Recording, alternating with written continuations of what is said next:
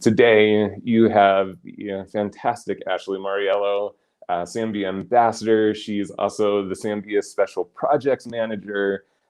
She is a mother. She is a social media guru. She's a health coach. She's amazing at color formulation and styling expertise. But she really has a passion for connecting people to their core beliefs, to their passions, to their values. And that's what she leads from as a hairdressing educator and as a coach. So please welcome to the screen in the chats, Ashley Mauriello. Good morning, Ashley. Good morning, good afternoon, or evening. Oh yeah, true, right? We're from all over the place. Happy Tuesday, I guess. Yes, for sure. We're so excited to have you, and I know you have lots of content. Guys, please, be interactive and ask lots of questions because she is a wealth of knowledge for you. Thank you so much. Hello, everybody. My first question to you is, have you ever seen or noticed this little area right here on the Zambia flat iron, the color treated setting? Well, if you haven't, I'm going to talk about it today a little bit. On some of our curling irons, just to give you a little reference, when you press this button, you're going to see red, yellow, and green. The yellow flashing light is going to be your color treated setting. So let's get some hands in here. Now, I'm not going to show you anything that's very different than what you normally do behind the chair or at home as I flat iron down these lengths. Now, I'm talking slow because I want you to notice the tempo I'm going. Our color treated setting is at 292 degrees, which means that we're keeping the hair in its most natural state that we possibly can when using heat. Why is that important? Well, it's important because we're using this temperature to make sure that the cuticle layer is actually setting, but that we're not going any further than the cuticle layer and causing too much damage. Take boiling water for a second. Water boils at 212 degrees. What does that mean for us? That means when you start to see water boil, you start to see steam come up, right? Well, think of it when you're flat ironing the hair. You start to see a little bit of steam, right? Now that's good. You want a little bit of steam because steam gives you smooth, shiny, sleek. What you don't want is to actually affect the lipid layers because that's where the moisture holds into the hair. That's when you start getting more damage and when frizz starts to come into play and when your curls aren't holding. So the reason why I'm showing you flat ironing this way is because I think we really need to pay attention to the tempo that we're using. High heat equals high steam, which also means that we're taking a lot of the moisture out of the hair. You don't always have to use high heat to get the result you want. You can use the same exact technique, okay, with a low heat setting and just slow your tempo. I want you to think Marvin Gaye, Bob Marley, okay? We're going slow with the tempo. So that's why I'm showing you this. Again, it's not much different than anything you normally do during your normal day behind the chair or at the salon, except for the fact that we tend to go very fast, especially when we're working quickly. So that ends up being, oh, let's put my iron or my curling iron or even my blow dry iron super high heat so I can get this going and blow it out and get smoothness. Not always the case. Actually, you're able to get the same result in the same amount of time with longevity. So see how slow I'm going? Now, once I get to the ends, I want to go faster. Okay? Now, why is that? Well, the ends are the oldest part of our hair, right? So what does that mean for you? Well, that means the oldest part of the hair is the most damaged. It has the most wear and tear, if you will. Think of a car. But we don't have warranties on our hair. So I'm going to throw it at Andrew right now. I want to know What challenges do you face when flat ironing? What are the common challenges that you face when flat ironing? Yeah, so throw into the chat. What are your common challenges you guys have when flat ironing? And I like what Ashley's saying, because one of the things that we've talked about too is like if you take it kind of like cooking, right, Ashley? Do you want to sear a steak or do you want to cook a roast? And if you think about the difference between the two, if you're using super high heat to sear a steak, that just gets the outside layers of everything. So if we put the iron on super hot and we just go real quick over the edges, you're kind of searing the steak. But if you keep your heat a little bit lower and you just go slow and low, that allows the time for the heat to get inside of this section so that you get more even heat distribution too. Exactly. How do you like your steak? Right? And then with the ends, you always want to make sure you're going smooth, right? But quicker. You have the most damage on your ends, guys. We do the most to that hair because it lives on our head the longest, unless you have a pixie. But then you don't really need a flat iron. Not all the time. Okay. So now I'm getting this beautiful, smooth result, sleek, shiny result. It didn't take me any more time, but what I did do was take my time, right? So I'm just going to show you one more. Now, what an interesting fact about this is the more damage that your hair is, the more, whoops, there's my curling iron. I guess it wanted to run away. The more that you're going to have damage, okay, the more moisture the hair retains, which means that over time, even the more smoothness, the more heat you use, one, the style's not going to stay, and two, it's going to poof out, okay? So I'm going to do this one last section. So Ashley, we have a question about why we use the 292 setting. Yes, great question. Okay, so at 292, the hair is still in its natural form, meaning that the cuticle layer, yes, we're removing moisture, but it's not hurting the hair or damaging the hair. At the point that we hit 300 degrees, we start to denature the hair, which basically means taking the hair out of its natural form. That's when damage starts to happen. So you always want to keep it below 300 for that purpose. I hope that helps answer your question. Yeah, and actually that comes from the Redken chemist too, because at anything above 292, you can start to affect the color molecule. Yeah. And at that point, that's where we start to see color fadage, especially on fashion colors. Exactly. And that's where I'm going second. So I'm going to get my curling iron that wanted to run away. Okay, so now I'm going to show whoever's just joining now, we're talking about the color-treated setting of our tools. We have a color-treated setting on our flat iron, right there.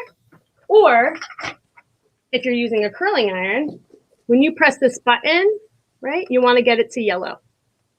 It's at 292 degrees. Now, just to recap quickly, anything below 300 degrees when you're heat styling is a place that you would preferably want to be because it's not denaturing the hair. So we were just talking about denaturalizing or denaturing the hair. That basically means that we're taking the hair out of its natural state, okay? A place you don't want it to be because that's where damage occurs. And to Andrew's point, which I'm going to get into a little bit more, then we start to worry about color fading. And what's really interesting is color fadage is actually not the most challenging part of color when using heat. What is actually that the hair turns yellow. And the reason why that happens is because we denature. I know I'm going to use that word a lot, but it's a term that's used when you talk to scientists in labs. So basically what happens is the proteins start to denature, okay? The lipid layers start to decompose, and that's when that yellow pigment starts to show through. So, going back to talking about the end. Oh, go ahead. Sorry, I was just going to ask. So Sonia asked, when we say color treated or treated hair, would we also consider hair that has had like perms or keratin bonding, something like that? Would we also want to treat that hair in the same way? Absolutely.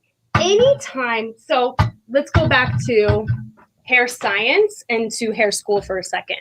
You've got 3 bonds in the hair, right? Disulfide, salt bonds, right? Hydrogen bonds.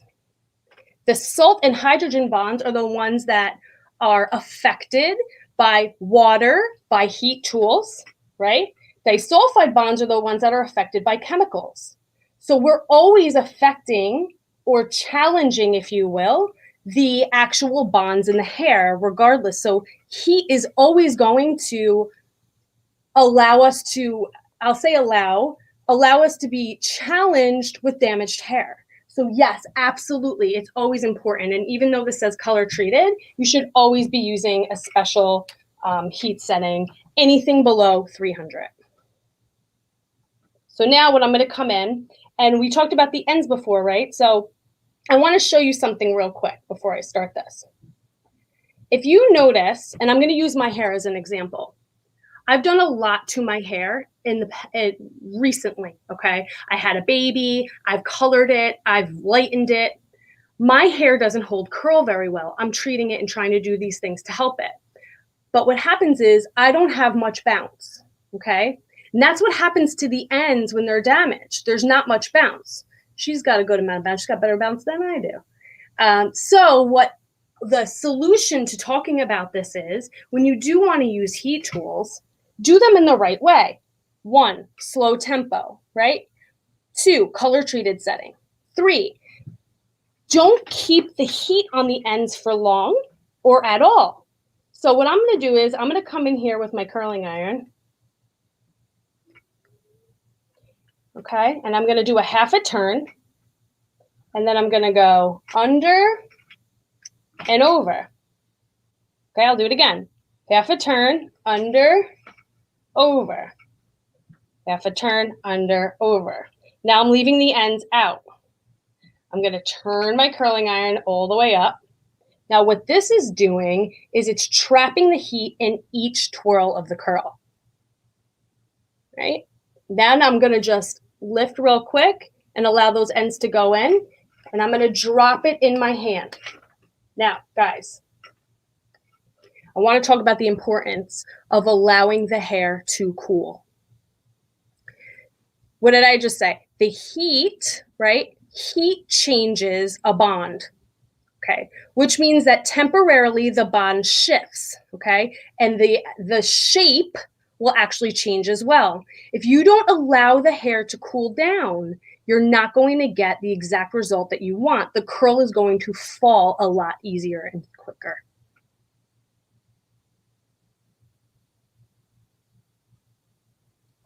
All right. Ashley, do you suggest using heat protection products? Yes. So thank you for bringing that up. I actually used Redken Iron Shape 11, and I actually love this Aquage Silkening Oil, which also has thermal protection. Now, you might be wondering, okay, where does heat protection come into play with all of this, right? So I actually, it's interesting. Heat protection, of course, is going to give you a better result of not damaging the hair. However, it is a buffer. This might be a little bit mind-blowing to you, but what heat protection does is it actually temporarily puts a coating on the hair so that you're actually putting the heat to the product versus the hair. So think about this. If I put a product onto the hair, I'm going to keep curling. If I put a product onto the hair, right, basically what that's doing is taking the hair maybe 10 degrees lower, right? So the tools say 450. I spray it with a heat protectant, okay? Then maybe it's 410 or 440, right? So it's only lowering the temperature a little bit. So you want to be mindful of that too. But at the end of the day, a product is a buffer. It's not the solution. I'm going to come in and just take my, and then I'm going to drop the curl in. Now you can pin curl it, but I'm doing it just for time's sake and just as I think what we do behind the chair a lot, we just hold it in our hand. You want to make sure this cools off. So if it's easier for you to put a pin curl, great. Okay, and I'm going to drop it. Now, I love the way that this actual technique, and I'll show you it and walk you through it. I love how this technique kind of gives you this variety and dimension because I'm going to get into talking about hair types in a minute. But you want dimension, right? You want to show off, because we are also talking about heat styling for color treated hair. You want to be able to show off that beautiful color that you have. So I'm going in diagonal sections. I'm going to bring her down a little bit. Okay. Just because diagonal sections equals, I'm going to ask you guys, what does diagonal sections equal? What does it give you? You're welcome, Sonia. Now I'm going to come in, half a turn,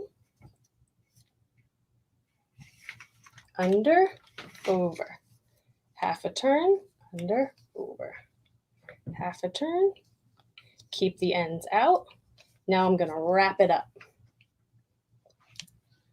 And then I'm going to gently pull those ends through and drop it into my palm.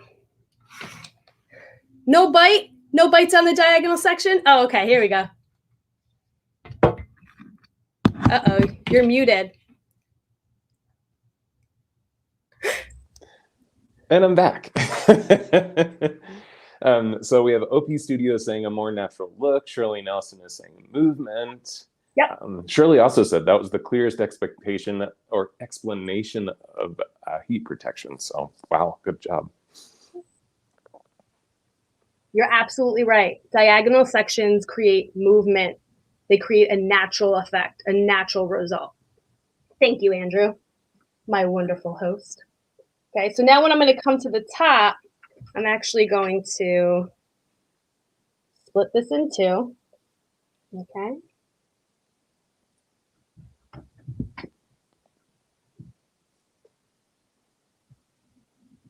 Yeah, it's interesting about heat protection. Of course, you know, I'll give you a funny little analogy. It's about Botox. So if you were to get Botox once you already had wrinkles, right? if you were to get Botox and you already had wrinkles, now it would help, but it wouldn't take away the actual concern, right? If you get Botox before you get wrinkles, it's giving you a prevention. It will prolong the process of getting wrinkles. Think of it as the same way. If I already have damage, right, and I put a heat protectant and I do all these things to get the hair to look smooth and shiny and silky, of course you want to do that, right? Of course it will help. But at the end of the day, you are still working with damaged hair, right? If you put a heat protectant on hair and you continuously do it to make sure that you're protecting it and taking care of it, well then yes, but it's still going to prolong the process. So you also want to just continue to remind yourself when you do these, this type of styling and you're using heat tools a lot, there's nothing wrong with it. It's just you want to use it on the proper setting. You want to use the right heat setting so that you are actually taking care of the hair. I'm going to go through this last curl. Just knocking things all over the place. Okay. Okay, now I'm going to come in. I'm going to do just a half the twirl, and I'm going to come under and over. Half a twirl, under, over. half a twirl, under, over. Now I'm gonna wrap it and then just grab those ends. Rosie was asking a good question, and I think it's just a great topic to talk about because she was asking with having a bigger barrel size, will it hold longer or shorter amounts of time? So can you talk to us a little bit about barrel size and the choice on barrel size? Absolutely, yes. So barrel size usually just comes with what type of result you want. If you want a looser wave, a looser curl versus a tighter curl, the bigger the iron, the bigger the wave you're going to get. So I'm using a larger iron just for the mere fact of that I want a more natural look. And also just right now in the times that we're in, I'm just seeing a lot more of a looser wave and looser curl. The other thing that I'm able to do is I'm able to run through the hair easier when I'm using a large iron. So typically, the longer the hair, the bigger the iron, the easier it is. I hope that helps answer your question.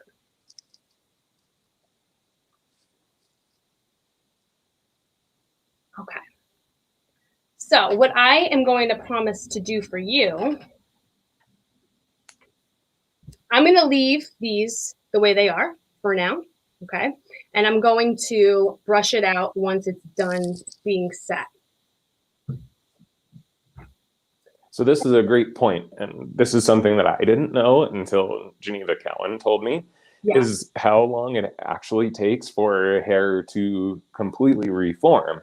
Because, you know, of course, we're shaping the bonds within the hair as we heat them up, but that cooling process is just as important. That's what's really essential to the longevity aspect.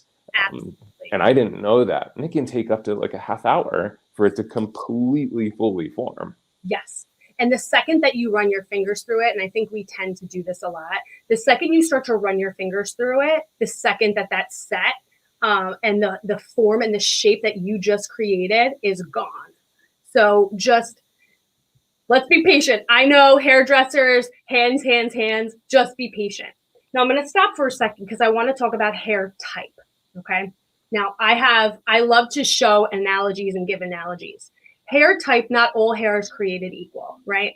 So to the point of when I'm talking about fine hair typically shows damage easier and it gets damaged more easily, right? Then as you go through and you get to medium-sized hair and then to thick, coarse hair, you tend to really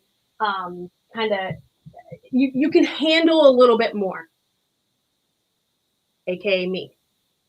Now I have some analogies because I love to. We at Sambia talk about hair as fabric all the time, right? And I wanted to bring that to life. So talking about how we're ironing the hair, right? The word iron comes up all the time. Essentially, that's exactly what we're doing. We're ironing out the hair. So if you think of fabric, right? I want you to take denim, for instance. I would be considered denim. I have coarse, thick hair. If you wanted to iron this, right, you'd put a lot of force into it and you'd put high heat. And that would be okay for my type of hair because I wouldn't damage it as much. If we get into medium hair, right, medium density, you'd think of cotton, right? So you could put a little bit of higher heat on it. You would put a little bit less tension, less temperament onto it, but it's okay. You could still kind of put it on there and it would be all right.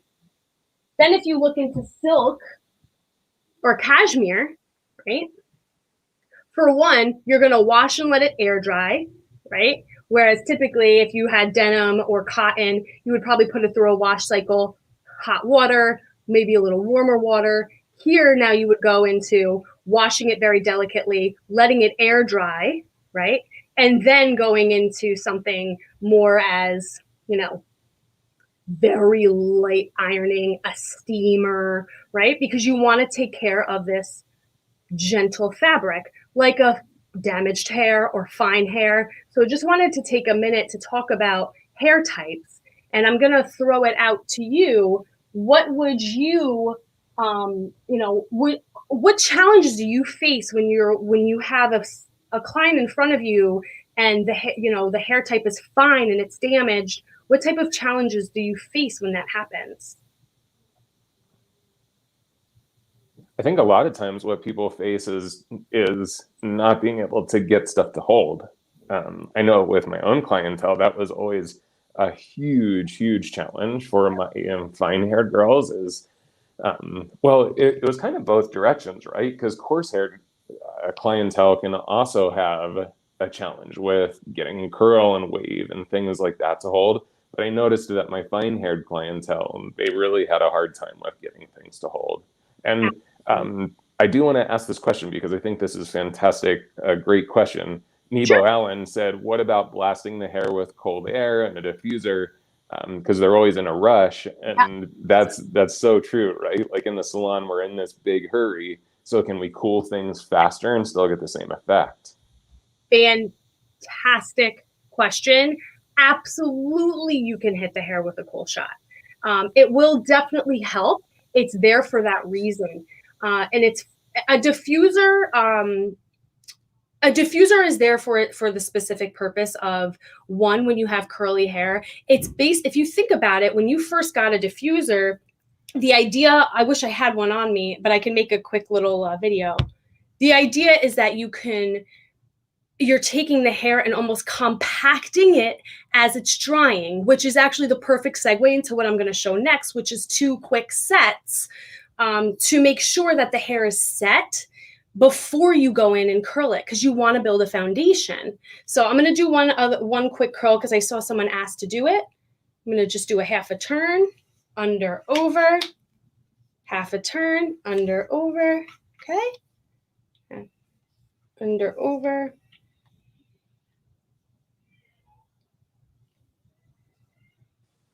Curl up.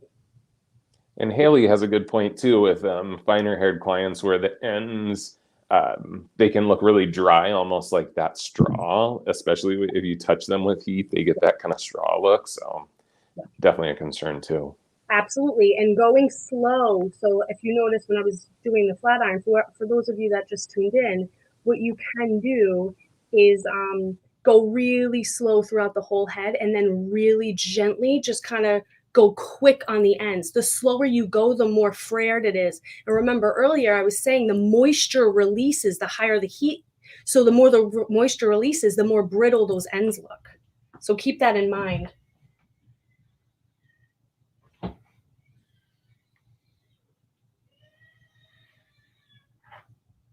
Okay, so I'm going to show you 2 quick sets. Now, she looks like a mess, and I did that on purpose. Well, somewhat of a mess. Last night, I washed her, and I let her air dry on this side. And I set her on this side. And I did that purposely because I wanted to show you the importance of just putting a little set in the hair.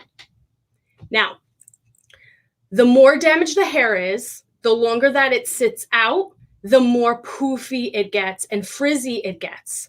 So although we always tend to think that hair, if we smooth it out the night before and you sleep on, then it's perfect. Not the case. Moisture actually comes into the hair. It's hydrophilic. So the moisture starts coming into the hair and it starts growing. So if you ever notice on your damaged hair clients, you curl them and then all of a sudden you see the curls start to loosen and the hair starts to get bigger. That's why it's actually damage. It's nothing you did. So I'm going to show you an old-fashioned rag set. Now, I'll tell you, I never knew what this was. Some of you might be watching and listening and being like, oh my God, a rag set's coming back. But the reason why I'm showing this is the importance of setting the hair, because you're building a foundation. If you have a problem with your curls holding and staying, you can create a foundation. That way, the curl stays longer when you actually use the heat the next day or whenever you decide to do it. So here's a rag set. I actually cut up some t-shirt. So you can do this at home or your stylist can show you how to do it. This is why I wanted to show it because I think it's pro-consumer. So I'm going to grab sections of hair on a diagonal.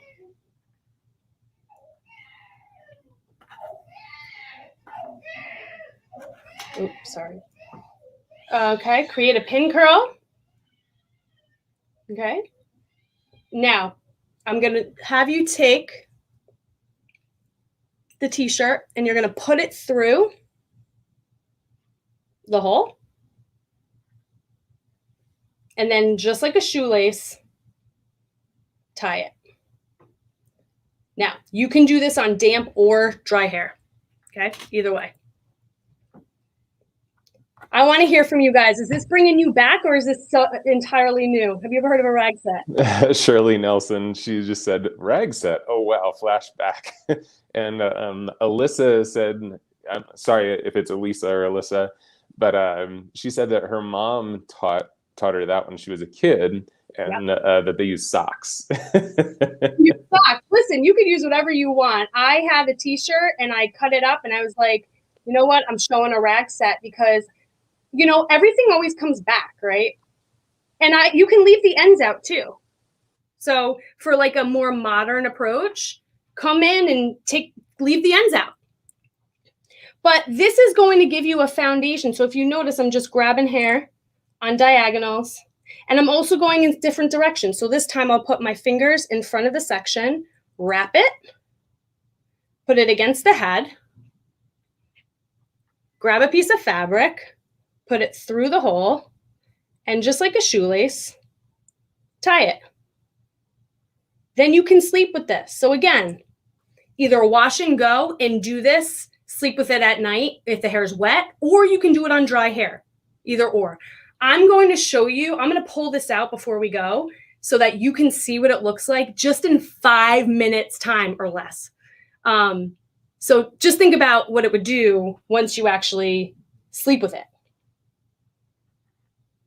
What you got for me, Andrew? Sorry, I was on mute again. I'm still getting used to my new controls. I apologize. But Sonia said it's a new trick for her. And it's kind of the same thing for me. I've actually not seen this before. But what I really like about this is, especially for those that want to sleep with something in their hair, this is going to be so much more comfortable too than like trying to put, you know, some kind of curling rod or foams even or something like that. Like, you're probably not even going to notice this is in your hair. Yeah, I felt the same way. And it's going to give that like very natural tousled effect. So let me finish one more. I'm so glad that this is new for you guys. And remember too, I'm changing the direction. So in some ways I'm going away from the head, in some I'm going towards. Okay. So I'll show you this last one. And I promise you what I'm going to do is, yes, I will take this out before we go, but I am actually going to wash these mannequins tonight. I'm going to do a rag set on one, and I'm going to do the set that I'm going to show you in a minute on another. And I'm going to take it out in the morning so you can see what it looks like overnight. So I'm going to post it on my page. Make sure to go and check it out. It's Ashley Mauriello _. Thanks, Andrew. Okay. So let me show you one more. Now, of course, I wanted to show you half a head and half a head. Typically, I would show you this, of course, on the full head, but for sake of time. Now, I want you to grab, you can take, this is actually really funny. You could take a robe, help me out here, tie, or a belt, okay? The silkier the belt, the looser the curl, the larger the belt, the like more structured the curl. So what you're going to do is you're going to lay it on top of the head. Okay. This would be mostly on dry hair. So this one could be on wet or dry. This one would be mostly on dry. You're going to grab a piece of hair in the front and you're going to twist it, and then put it behind and around. Okay. Now I'm going to grab hair from the back into the front. Okay. And I'm going to combine it with this hair, twist it, around and back. And I'm going to continue that. So let me turn her so you could see. Take hair from the back and the front. I'm taking diagonals. I'm going to combine it with this hair here. Twist it, around. I'm going to do it all the way down till there's no more hair. So typically what you would do is you'd have this across the head and you'd do the same thing on both sides, left and right, and it would meet in the back. I'm going to call this the twist set. Okay. So what you would do at the end is you would actually go like this and you twist it around and just tie it up. So again, to Andrew's point, this is not going to hurt you when you're sleeping. And to be honest with you, some people might say this is actually a kind of a cute hairstyle too. So this could be like a two, right? A double do, if you will. So let me take these out so you can see what it looks like. And again, I promise you, I will do this on two different heads so you can see the final result, and I will post it tomorrow. All right, so now easy, nice, you just untie them. I keep messing up with this mute button. Would you would you potentially use a product with this? Like, could you put like a mousse or anything like that in with this? Of course we can. I'm an oil girl. Like, I like to use just light, gentle oils. Because again, remember, we're healing the hair from the inside out. That's kind of how I was trying to approach this.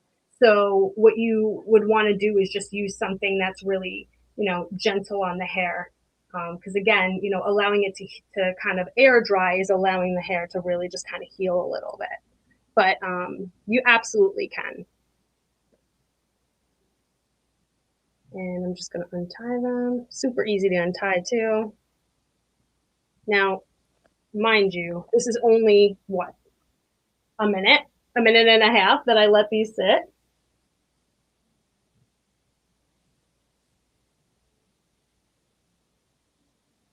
But look at how much bend I got out of that just in 2 minutes. So imagine if she slept with that in the middle of the night, what you get, right? It's a lot of bend in just 2 minutes. And as you said before, we're definitely seeing much more of a movement within hairdressing towards things that feel very natural, very lived in. So, I mean, this looks just like that kind of wash and go style that people are looking for. Exactly. Yeah, super easy. Nebo Allen said that they're going to try it tonight on their own hair. So Nebo, post a picture tomorrow and tag us. We'd love to see it. Please do. And if there's any questions on here that I didn't get to, I'm more than happy to answer. You can write to Ashley Mauriello _ I love to talk about the science behind hair and how we can heal from the inside out. I think it's so important. And I want to give you one really interesting point of information. The hair makes up only 1% of pigment. So all of this, all the other 99% that we do to our hair, right, for 1% of pigment. Basically what I mean is we're lightening, we're coloring it, we're doing all these things to change 1% of the hair, and 99% of it is being affected. So there's a woohoo wow moment for to just kind of take in. That's crazy.